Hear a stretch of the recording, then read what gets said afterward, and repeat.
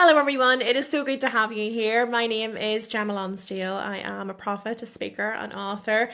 If you are a returning viewer, you of course will hopefully remember my name and remember who I am, and it is amazing to have you back here. If this is your first time here, I hope that you find my content very interesting. You're very, very welcome here. Now, today I want to share with you something about the UK. I want to share with you some interesting information about a former Prime Minister. I also want to touch on the bigger vision for where we're heading in the world with politics and everything how it is at the moment. And God also had a message that he wanted me to share in regards to what is happening at the moment and the information that I'm sharing with you today that is relevant to the UK, but also to some of the other world events that are going on and some of the other political leaders that we have in place. A few days ago, I was given this information. Today is the first chance that I've had to actually sit in front of the camera and record it. And I can tell you now that what I'm being shown and what I have been shown and what I'm being shown even as we speak is that the former Prime Minister, Boris Johnson, is going to be facing a criminal charge. Okay, that is what I'm being shown. There is a couple of other things that I have been shown visually around this situation. Now, I want to just make sure that you're aware, whenever I receive visions, it's often a symbolic representation of the energy and the sort of thing that's going to be happening with this person rather than it's going to happen exactly like this. The picture that I am being shown is of a raid happening and of documents being seized, computers, devices, things like that being seized. So there's like some sort of a search warrant happens and all of these documents are gathered up and he is under investigation for I don't know how serious. I'm not given that information, but I am being told that it's connected to fraud. I don't know when it comes to legally what the specific charge will be, but it is certainly something that the majority would look at and think, oh, this is fraudulent, he shouldn't be doing that. So that is what I'm being given. I don't know what time scale this is set to happen within. I'm not being given an idea of when or how quickly or any of that. I can't give you that information. What I can share with you is that this is something that a higher power, now I talk of God, you may say something different. You may say spirit, source, universe, whatever it might be. Whenever I receive that information and receive that message, the clear message is that the people who are in public office at the moment, they need to be held to a higher standard, really. They need to be held to account. And one of the things that I was being told is that the politicians, and that doesn't mean all of the politicians, but many of the politicians that are in public office or have been in public office in the past, have been there in order to self-serve. They have been there to line their own pockets. They have been there to pass work to their friends and to give contracts to their bestie and all of these different things, okay?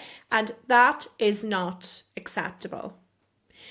And we're in a period, I spoke about this a number of years ago, where God is pulling the pants down on all of these corrupt politicians, whether they be in Britain, in the US, in France, in Germany, I don't know.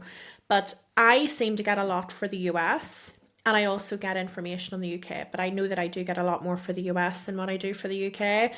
But the pants are being pulled down.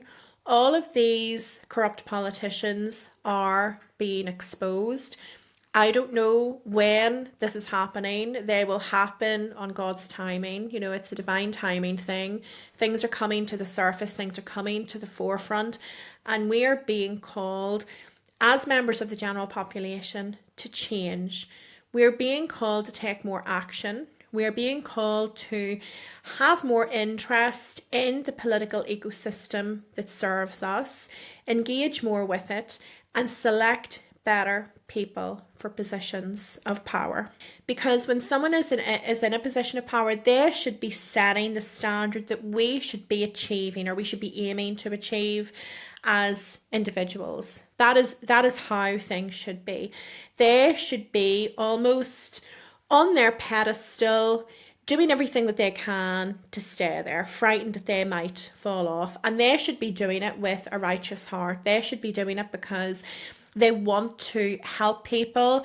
We need people in office who are going to look at those who are underprivileged and those who are finding it the hardest and who are underrepresented, and thinking, what can I do to help those people? What can I do to change their lives, regardless of how it's going to impact me, or regardless of how many votes I'm going to lose, or whatever it might be? We need people who want to help us. We need people who want to do right by the people, regardless of the fact that they're not going to be able to give that contract to the friend because that's not the right decision, or they shouldn't take that money for that deal because actually that's really wrong to do that. So we need better people, and that is coming. So I use the analogy a lot of, if we buy a 5-acre plot of land, okay, we've got our 5 acres. It already has this rickety little cottage on, but we have bought it because we have this big vision for a mansion that we want to build. And it's shiny and it's sparkly and it's got all of these new things in place. Whenever we want to build our mansion, we can't just build it on top of the cottage. We have to bring in the bulldozers, we have to knock it all down, flatten the ground, clear all of the rubble away. We have to build a firm foundation, and then we can build our mansion. And that is exactly what has to happen in the real world. Whenever there is a structure like the political systems that serve us, regardless of where you are in the world, there are many of the political systems that aren't fit for purpose. I have talked about the UK a lot. I've talked about the US even more. I've talked about France. We're in a situation where what isn't working has to come down. And whenever it comes down, it often comes with some discomfort to us as well, and to the people that are actually in those positions of power. This isn't necessarily a process that's going to happen overnight. This could be something that continues for years and even for decades. But the political systems that we know it today aren't going to still be in existence in the future how they are today, because there is going to be major reformation. I posted recently about the US, and I had seen, I had actually been shared, and I'd seen that the US was going to have its first non-US born president. So the Constitution as it stands today requires that in order for a person to be president, they need to be a natural born citizen. They need to be, they need to be US born. Rosie, shush. Just Rosie in the background, sorry. She's a chihuahua, I can't do anything about that.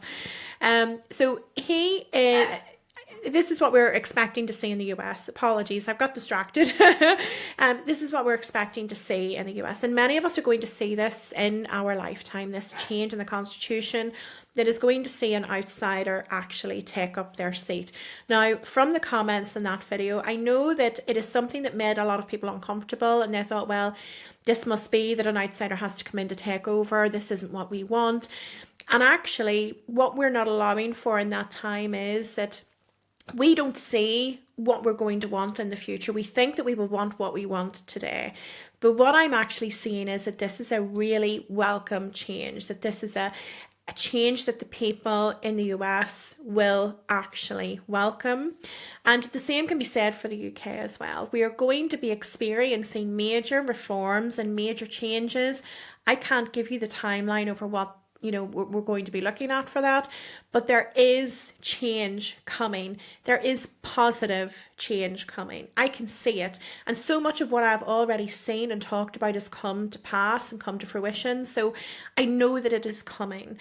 So the pains that we might be feeling, the pressure that we might be feeling with our purses, with food prices increasing, with various different policies and legislation that impact us day to day, things are moving in the right direction.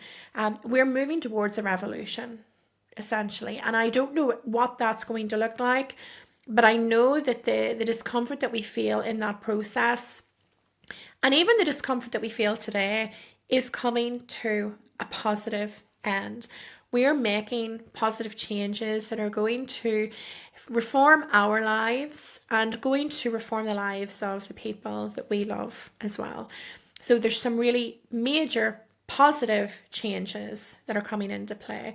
We're going to be seeing people with spiritual gifts and good hearts and people who want to see a change rise into positions of power. People who want to make a difference in the world and want to make the world a better place. And those essentially are the sort of people that God is saying to me that he wants to have in positions of power anyway. We need to have more people like that. We need to have people who are more humanitarian in their outlook rather than those who are thinking that, oh, it would be a really good career to be a politician. I would make lots of money doing that. I would feel very powerful doing that. People who would be looking at that and thinking, oh, that's going to be really hard, but I know I can make a difference. People who are taking on those roles that think, I know I can make a positive change here and I can make lives better for the general public. That is who we need in positions of power. So whenever you are getting yourself engaged with the political ecosystem that you live within, whether that is locally, nationally, even internationally, because international politics and governments do matter, have a think of the people that are in and what is in their hearts. How would you pick better next time?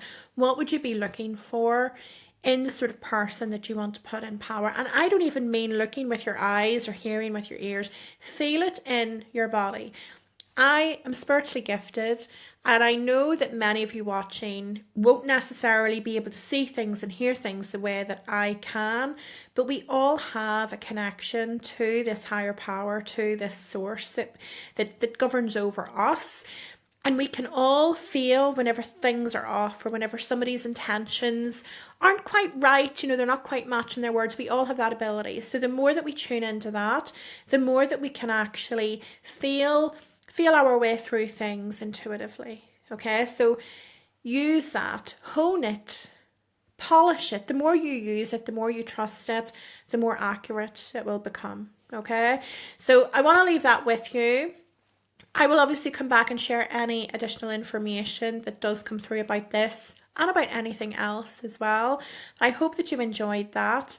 I am not really sure what's going on with my office setup. I've had a bit of a change around, so I've moved my desk and everything else, so goodness knows what backdrop you'll get next time. But it has been a pleasure to be here today, and I look forward to obviously recording some more content for you guys. I know that I keep promising more and I keep doing a little bit and then I fall off the radar for a little bit, but I am working on that. I've got a lot going on in my personal life as well, so please just be patient with me. I am working on it, and I'm working on trying to get myself into a good schedule.